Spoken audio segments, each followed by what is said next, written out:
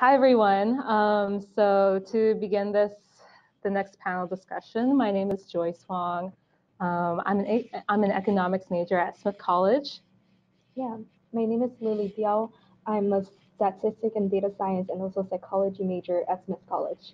And today we will be moderating this panel discussions about career in data science and government. Yeah, so we would like to start introducing our speakers today. Yeah, so thank you for the speakers who came here today. Gretchen Moisen, research scientist at the Force Inventory and Analysis Program. I'm sorry if I didn't pronounce that right, Gretchen. And Peter Calhoun, biostatistician at the Jaeb Center for Health Research. And finally, Andrew Thomas, Director of Data Science at the SportsMEDIA Technology, formerly lead hockey researcher with the Minnesota Wild. Thank you for being here today. And at the end, we'll just, after you guys talk, we'll be hosting a Q&A session for anyone who has any questions, and then we'll be wrapping it up. Yeah. All right, who's first? You can start. Did I just volunteer? Yeah, of course. Sure. All right. So I spent a number of years in academia. I was at Carnegie Mellon and then the University of Florida, doing a lot of different things in the academic world. But along the way, I was doing quite a bit with sports, both with students and other research. So about 4 years ago, I ended up taking a job in professional hockey with the Minnesota Wild. So I was working in the front office there with the executives, with the coaches and some of the other people, trying to use whatever we could to take data that was available from the league, data that was available from other third parties, and then whatever sorts of questions the people in office wanted to know about. And so we would work together and build models, build data structures, build everything to try and get them to get on the same page about what data can tell you about what athletes are capable of doing, or at least what our athletes were, and which ones we would want to acquire or not acquire. And then potentially with whatever kind of bad data we had on prospects, who would want to draft into the organization. So did a lot of different things over there. With the company that I'm working with now, SMT for short, has some contracts with the NHL to do full-scale puck and player tracking, which means that starting probably next season, there are going to be chips in the back of every player's jersey and in the puck, tracking all that motion all at once. So there's just a lot of really neat possibilities about what that data can tell us. And all along the way, I'm helping to design parts of that system to figure out what should and should not be collected, thinking ahead to what kind of models that we can build. They're going to tell us more about the game in general. That's basically what I'm up to right now.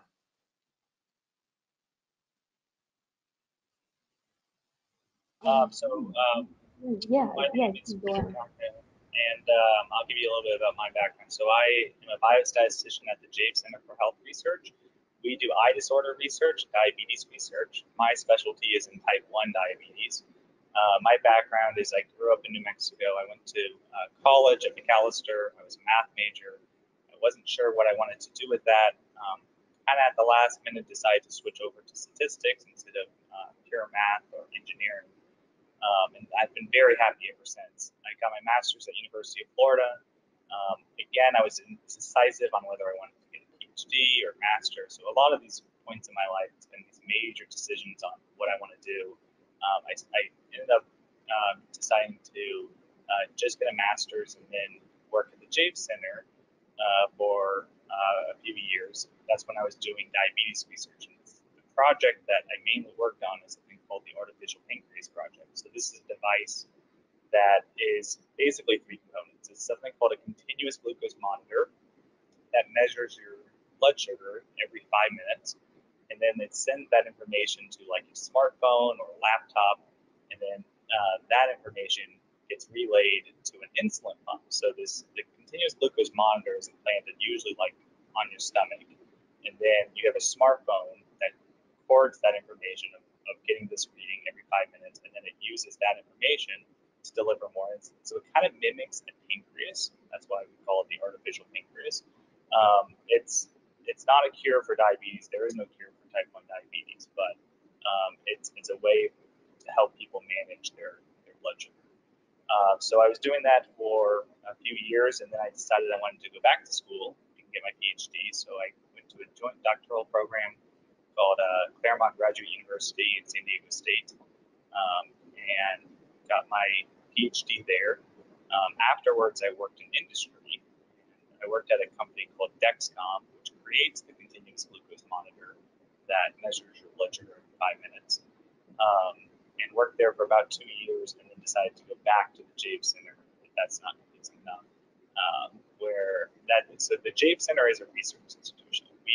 Our goal is really to study diabetes and improve patient care. We're not trying to create a product. We're not creating a drug. We're just mainly doing research, and we're getting published. In industry, we were trying to market this drug. We were looking at getting this device approved by the FDA. So the thought process, at least in my experience, working in industry and working in research are two different fields. There's a lot of overlap on the types of people that are in industry and in research, but I'm definitely really happy to be back in a research institution myself.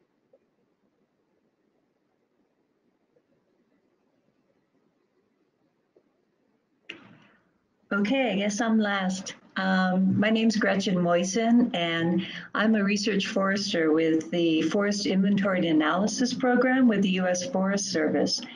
And we're a bit like the Bureau of Census, except we count trees and not people. And so we look at status and trends of forests across the entire country. And it's kind of interesting because this Forest Inventory Analysis, or FIA program, was the first job I got out of college when I got my bachelor's degree. That was 37 years ago, and I'm still here. And I could stop talking right now, and you guys would think, well, that was pretty linear. You know, you get a job, you live happily ever after, and that's it. But that's not quite how it worked. And I'll fill in some of the blanks because I started out in marine biology at UC San Diego, and after just about 6 months, I decided that that was just not my thing. And what I really wanted to do was go work in the woods of New England.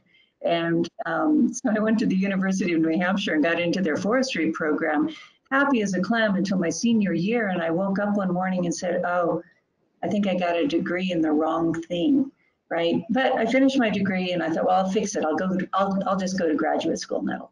That'll fix it. But fortunately, I took a little bit of a break. I found a 3-month temporary job because it was going to send me into the Rocky Mountains, which I had never seen. And I got a job with this forest inventory group out of Ogden, Utah. And they sent me down to southern Nevada and into the Book Cliffs of Utah and into the Rocky Mountains and the Wind River Range of Wyoming and all over the interior West. And I just worked temporary job to temporary job. And the years started going by and I forgot about graduate school for a little while until I decided I wanted a little bit more stability. And then I started applying for permanent jobs with the Forest Service, and that took some time, but I finally got in to this same group and just doing some data analysis, data entry, data cleaning. Nothing too spectacular, but I also realized that if I wanted to do something more fun, I would have to go on with my education. So at the time, I wasn't sure what that would look like, and I toyed with economics because I love it, social science, ecology. I dabbled in a few different things until one day I took a night class in statistics from a fabulous teacher who convinced me that if I went into statistics, I could do anything. And so from the age of 29, I got hooked. You know, I just got hooked. And at that point, I started, approaching my employer with the request that, hey, I want to work and go to school. I want to work and go to school. And they said no 20 times. And I kept saying, I want to work and go to school. Finally got into a government education program where I was able to get my master's in statistics very quickly. And then I jumped right into a PhD program. And that wasn't so quick. That took me almost, I'm embarrassed to say, almost 10 years. But hey, working, children, life, whatever. So at the age of 40, I pretty much started my career as a scientist. And honestly, every bit of it I have absolutely loved. And what I'd love to do is to show you a couple slides to show you why I've loved it so much. And I think, let's see if we can do this. Let's see if we can do this. I will show my screen. I will click on my slides, and you guys tell me if you can't see this. How's that? Are we good? Okay, so the first reason I have loved this job is because, number one, it's important. I mean, forests in this country are extremely important. It's not only the the paper in front of you, or the wood products in your room, the stuff that makes up your houses and everything that we use every day, but it's the water that we drink. It's the wildlife that we enjoy in so many different ways. It's the wilder life that we enjoy in a lot of different ways. It's our recreation, and it sequesters carbon for our planet.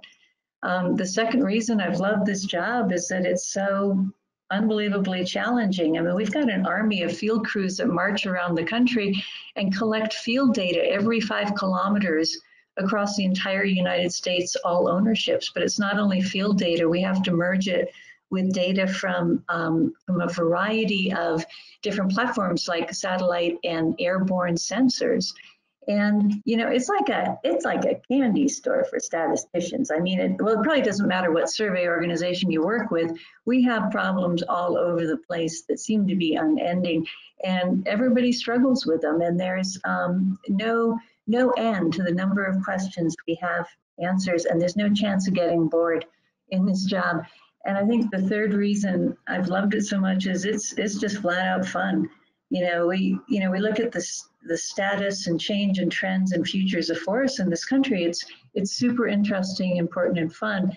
But also what's fun are the people that I've had the opportunity to work with, not only the group in my small circle, but all over the globe. There's scientists and specialists that work in this field, and we all struggle with the same things, and we share a lot of common ground. So that's kind of why I've loved it so much. And let's see if I can stop sharing. Ta-da, and I'm back, yeah? It worked. And you can still hear me, okay, that's good. Anyway, so that's about that. But I did want to share a couple things, because working for the federal government, it's a process. It's a process when you have to apply for jobs with the feds. And so I would encourage any students out there that are really interested in working in a federal job, just get on to USA Jobs, one word. Just do a search, USA Jobs, one word, and set up a profile and just search. Just take a look at what's available. And what I wanted to do was give you 5 tips that you won't see on USA Jobs that we've learned through the years and trying to get people hired. It's a process. It's crazy. So tip number 1. Okay, a lot of you are statisticians or in related fields. Don't just look for the word statistician, okay? Every agency out there needs statisticians, but a lot of them don't know it yet. And so they call it something different, right? They call it, I don't know, data analyst, scientist, biological scientists. There's 1,000 different things they call it. But you'll have to search and get familiar with the terms, and also search on the word student, because there's tremendous opportunities for students in terms of internships and stuff. Okay, second tip, apply early. There's jobs that say they're open from like November 1st to November 15th, but what they say in fine print down below is, or until we receive about 100 applicants, okay? And a lot of times people miss that, so apply early. Third tip is always don't be modest. You're going to be asked to rank yourself according to some criteria, and be as positive about yourself without lying, because you will have to defend whatever you put in terms of those scores. And the fourth tip, and this is maybe the most important, is that you kind of have to get past, I call it the gatekeeper. There's a person that receives these applications and they know very little about the job that you're applying for, but their job is to say, you're qualified or you're not qualified. And a lot of things can get you into the not qualified, pile, like missing one piece of paper they're asking for, missing one signature, missing this, missing that. But also they have to go through and see if you meet the basic requirements. And some of those are education requirements. And you'll send in your transcripts, but don't expect them to have to read through that font, 1 point size stuff to figure out that you meet the basic requirements. Make them a list, make it easy for them, make it easy for them to see that you meet the specialized experience. You know, help them out so that they can move you into this, you know, qualified pile. And then once you're in that qualified pile might be 30 or 40 deep, and then it goes to the hiring official. Get yourself a way to be noticed. And sometimes that means make sure you include a cover letter, because USA Jobs doesn't ask you for one. Maybe it's a phone call to the person that's doing the hiring. Yeah, they give you a number. Don't be afraid to use it. You know, and just make everything as easy as possible for those hiring officials. Anyway, from there on out, it's just like a normal job, but you have to get through all that other process before. So I thought I'd share that with you guys, because it is sort of a crazy process. Anyway, just wanted to let you know about those things. That's all really good advice, by the way. I appreciate that for a lot of different reasons. Yeah.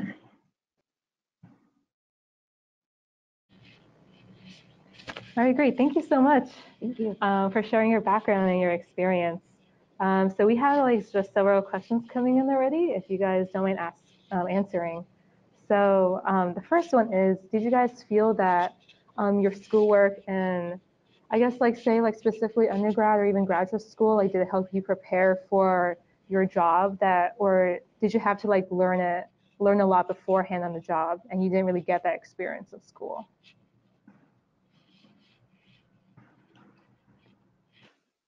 I can go first.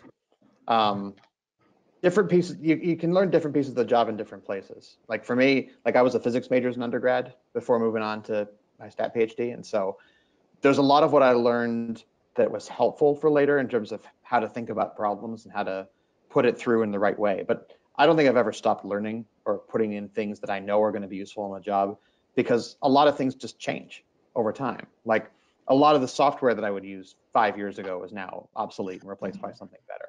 And so I think keeping up with the basic, knowing that I learned things in the past is a good reminder of the things I have to learn next to keep up with whatever follows that. But it definitely helps, like what the stuff that I learned in school is definitely useful, but more in terms of the basic principles and how to communicate with people and how to talk to people in particular who don't have the same expertise that you do.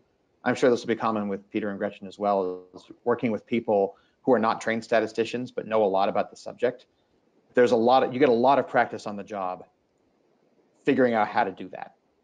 But the more practice you get at that in general, if it's not that specific discipline, I think that's the #1 skill, aside from all the actual stat work, that has really proven time and again to be really valuable. Yeah, that's a great point. For me, when I got my master's, I felt very unprepared. I felt like I had touched on a lot of stuff, but I didn't know any one thing in statistics very well. At least I felt like there's a lot left to learn. I still feel like that. I still feel like there's a lot to learn. I'm still constantly learning at my job. I went back to school to get a PhD, and after getting the PhD, I still feel like I'm learning. There's still a lot of statistics I don't know much about. So at your job, you're going to learn a lot. You're going to have to learn a lot on the job. But I do think my education prepared me very well. I have the background and the tool set to be able to teach this to myself and be able to work with others so we can tackle these new problems. So for me, I definitely think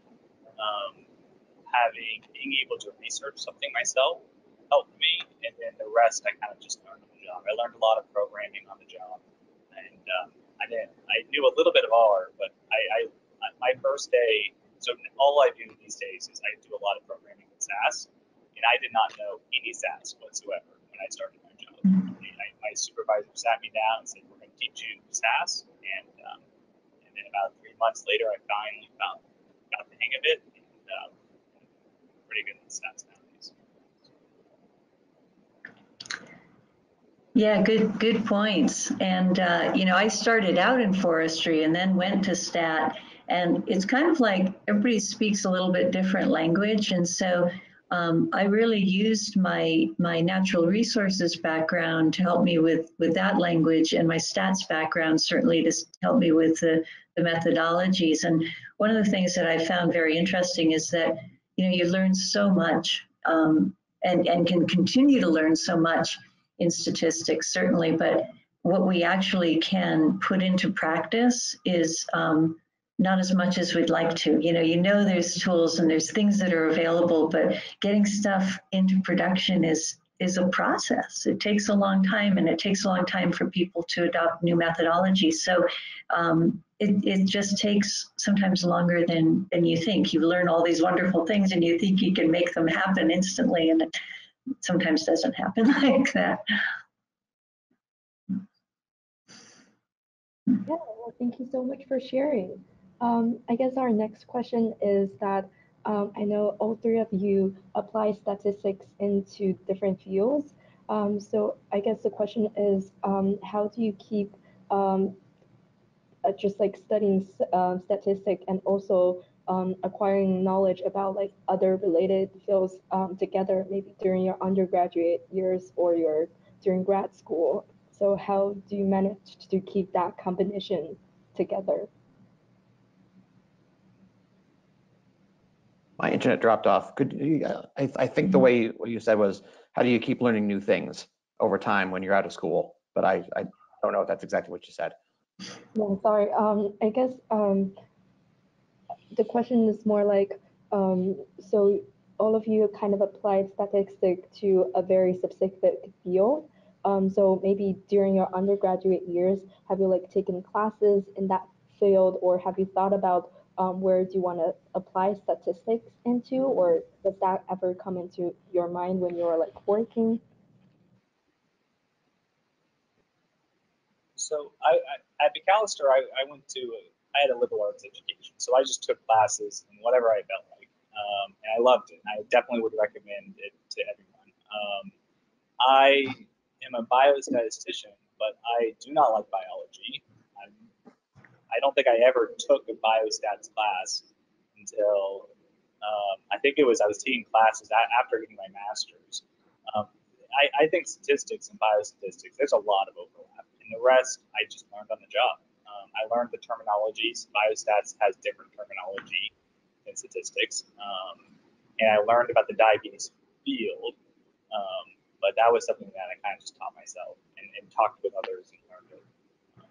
That was at least my experience. Yeah, and I started in the field of forest survey a long time ago, and so I learned statistics because I was in that field and because I wanted to solve some of the problems in that field that I couldn't learn otherwise. So that's where I started.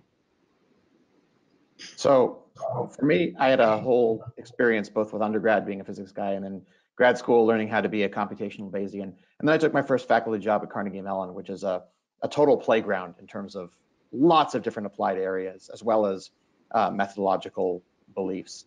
And I was forced there just on meeting a lot of people, hearing what they talked about and thinking, yeah, that's interesting. I would like to learn more about that, forcing me to go in and jump into a lot of those different areas. Usually starting with the data as on the applied side, but also even just talking to them similarly with the difference between biostat and stat having their language barriers. Just differences. Machine learning at that time was really starting to come along.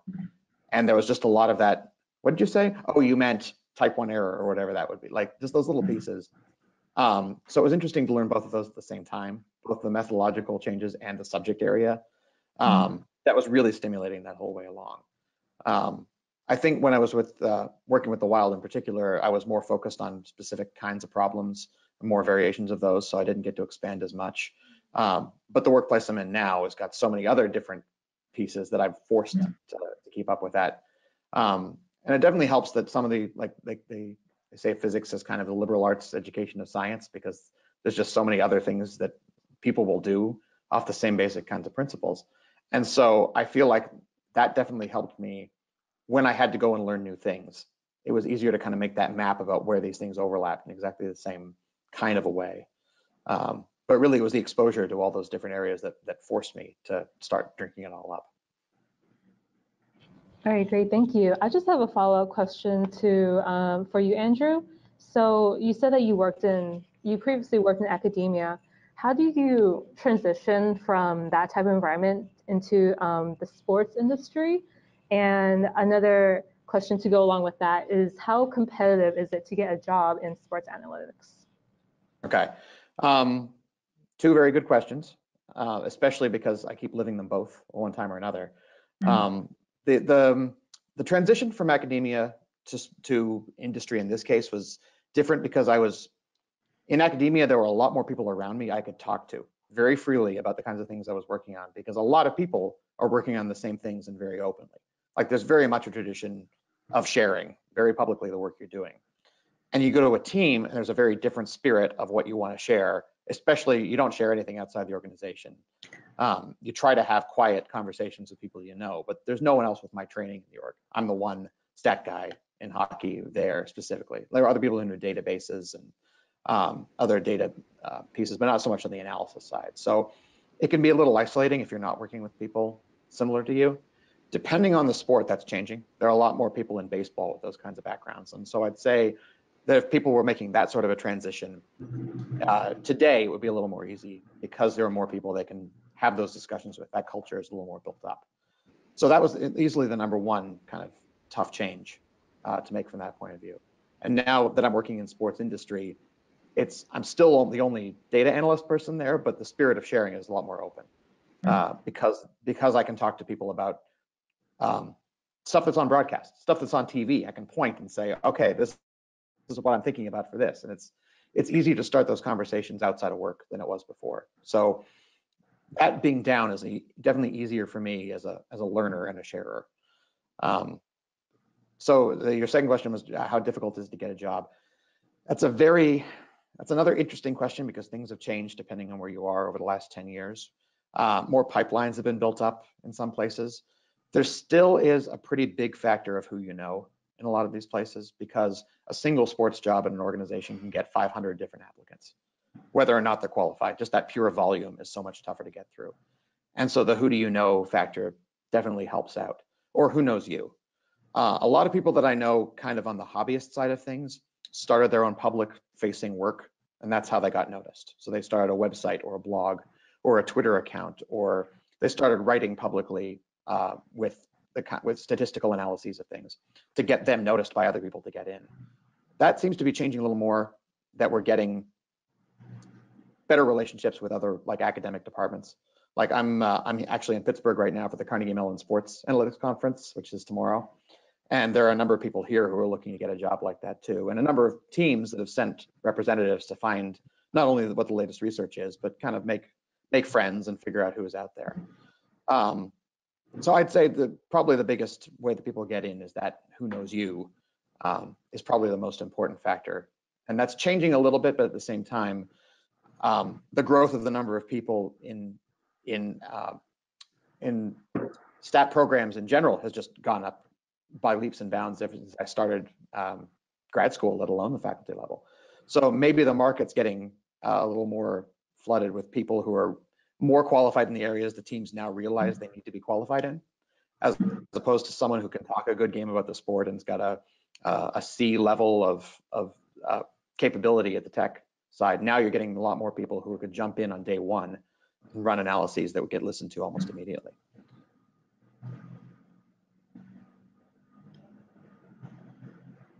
Yeah, well, thank you guys so much for sharing. So the next question is, I know like all of you have attended PhD programs, so could you talk about like how do you make the decision about which PhD program do you want to go to, and kind of the preparation process for that?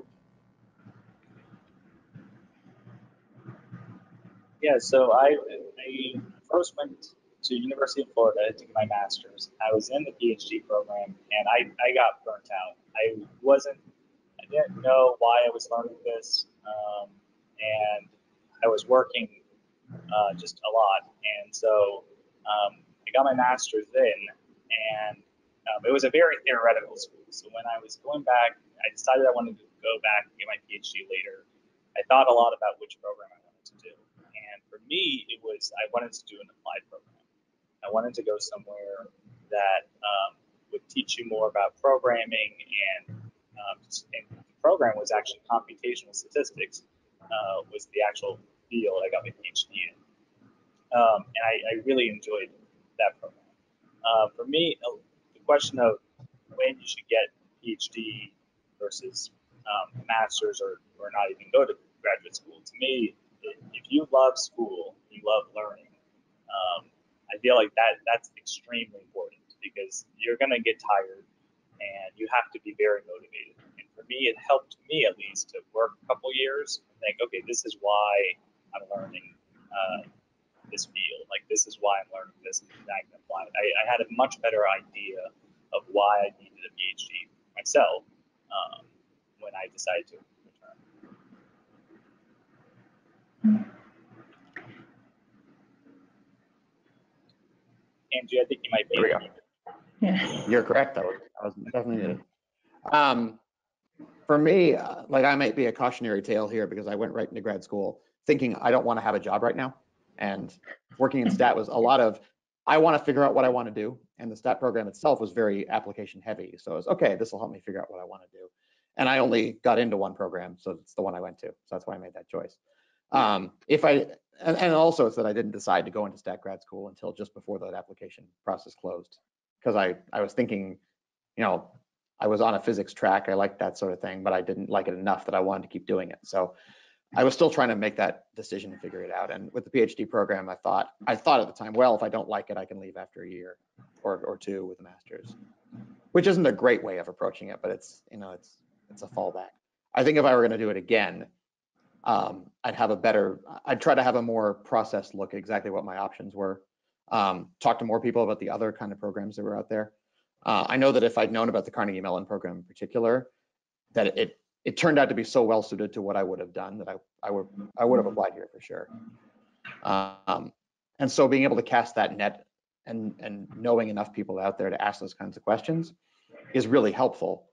And I definitely wish that I had been able to do that to start with.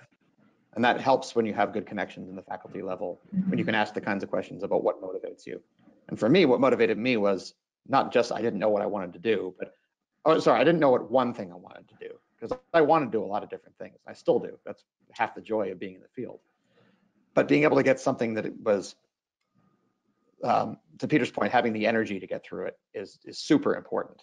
And knowing that you've got that reserve tank that you can also get refilled with the people around you, those are both big factors too. So I think if I were going to go through it again and I had the option of querying as many people as I could about not only what drove them, but who I can ask for a kind of advice, I would have put together a much more concrete plan before heading on that process. Yeah, hindsight's always 20/20. Huh? yeah. I had a different but similar experience in that I had applied for several years to get government funding through the Forest Service to get an education grant, basically, where you get 2 years of education and a stipend and your education paid for. And it took me a long time to get that. And so when I got it, I thought, okay, I've got 2 years, ready, set, go, right? And so I thought, okay, that's it. I'm getting my master's. And I blew through that, right? And then I jumped right into a PhD program, and I took every course I possibly had to have for a PhD program. And then I thought, oh, that's great. And then all I'll have to do is pass all my calls and get my dissertation lined up, and then I will be done. Well, you know, at the end of 2 years, I was fried. You know, I was completely fried, and had to take a few steps back and then make a decision to finish in a way where I could work, raise a family, be around, you know, do the things that I love to do, and then balance life a little bit. Hence it took me, you know, another 10 years. But, you know, in hindsight, I probably would have taken a break after that master's and rejuvenated a bit and taken the slower path. But, you know, I thought I was on a timeline, and I had to finish in record-breaking time. It didn't work. It didn't work.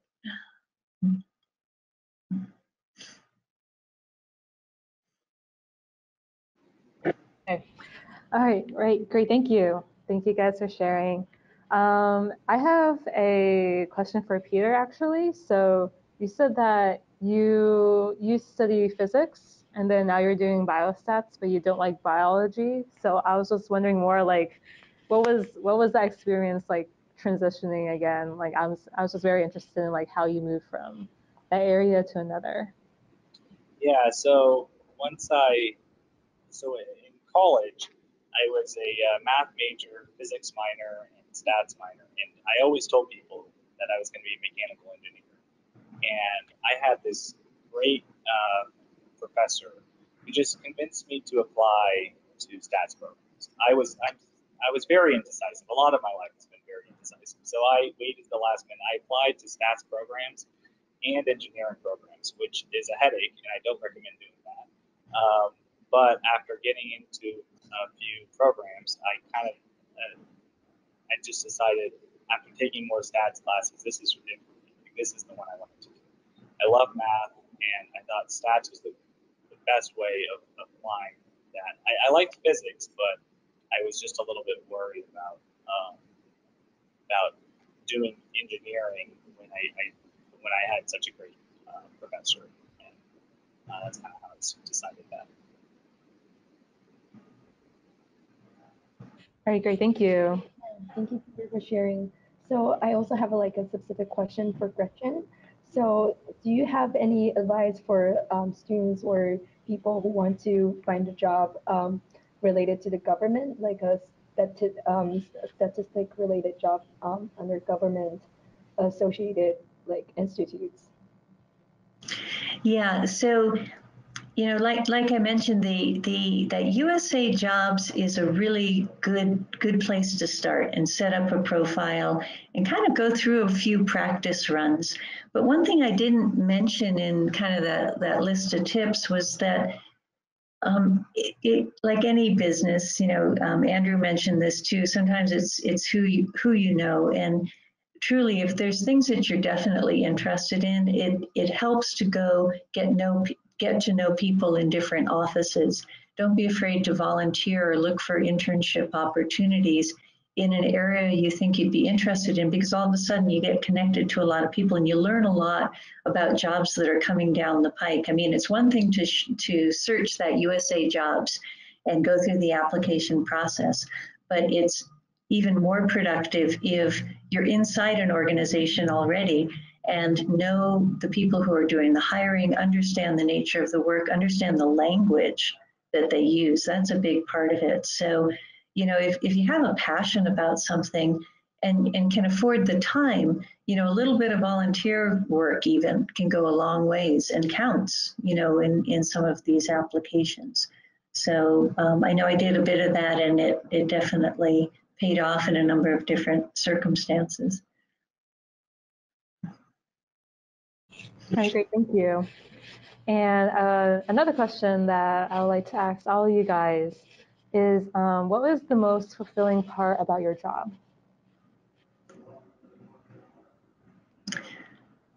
For me, it's the people. It's completely the people.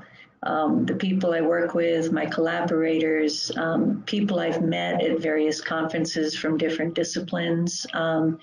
That's been a real rewarding thing, and I've made friends for life, and it's just a great group. Yeah, I totally agree. I feel like I'm a very extroverted statistician, and I love working with other statisticians, bouncing ideas off each other, trying to figure out what's the best way of analyzing this data set of this randomized clinical trial. Yeah, so definitely working with others. And when I was at Dexcom, working with engineers on how to successfully implement this device was really thrilling for me. So that's definitely the best part about my job. I'll give a variation on that, which is it's gratifying to be able to listen to other people and to have them listen to you. Very specifically, if I feel like we're giving each other the respect of our various perspectives and have the time for each other as people, the listening is where that comes out for me the most. Yeah, well, thank you guys so much for sharing. So now we have a question from the audience. So how did you learn how to communicate your work with the non-statisticians in your organization? slowly. It depends. I mean, it really depends on the organization, because if there's one where there's almost no mathematical training, then you have to figure out a way to make that point as clear as possible without relying on numbers, because they can tune out very quickly if you're not careful. So, I mean, I'll come back to the previous answer, is like figuring out, listening to what they have to say to figure out exactly how they're going to listen to you back. Is how I've done it in almost every case where I'm working with people whose primary tool is their eyeballs, is they like to watch things, they like to see what's going on in a game or what's going on a video. And over time, it was finding those visual examples really helped figure out how to tie the words I was using to the ideas. And you don't even have to share a number if you've got lines on a screen that make that case for you. Yeah, illustrations are great. Definitely, I think people respond a lot to plots and figures, at least in my experience. For me, it's understanding the statistical idea. When I'm trying to convey a concept, I start at a very high level. Don't give any formulas or numbers. It's just here's the issue, here's the problem, and here's a solution in a big kind of concept way. That's what I find is helping me communicate with others. Yeah, similarly, I use pictures, I use cartoons, and I also try to use not our language, but theirs. You know, everybody has a different lingo, and so they'll describe a problem, and I try in my head to translate the statistical language into their language, and then continue to use their language, because that's when it sinks in. And sometimes it can be confusing for me because I have to keep it straight, but at the same time, it gets the concepts through more quickly. Gretchen, what kind of cartoons? I'm very curious. Oh, all sorts of, well, hey, I have to make it so I can understand it, right? So I'll just do little, when I'm showing slides. In fact, I catch a lot of grief from statisticians. I was at a conference a few months ago, in fact, and it was in a statistical session, but I didn't show a single formula, because I always feel like you have to cater it to the person who knows the least about statistics in the audience. So I make little characters sometimes, and I'll describe formulas in terms of these characters and what they're doing in the formula itself, and they move around, and then you wipe them off the screen and you put in some new. It makes sense to me. I'm hoping it makes sense to other people too. Nothing too sophisticated, no. I'm going to steal that approach next presentation I got. I'd like to see it. Show me what you come up with. That's really awesome. All right, I'm glad you guys could share some of your practices with one another. So unfortunately, we're running out of time. So just thank you for everyone who sent in those questions, and hopefully we got everything answered. And thank you again to Gretchen, Peter, and Andrew for speaking today and sharing your background and your experience. Thank you. It's good meeting you guys. We would like to thank our sponsors for this session, the American Statistical Association, the Consortium for Advancement of Undergraduate Statistical Education, RStudio, Google, and ASA section of Statistical Education. So yeah, thank you so much for being here today. Thank you, everyone. Yeah. Thanks. Thank you. Have a good day.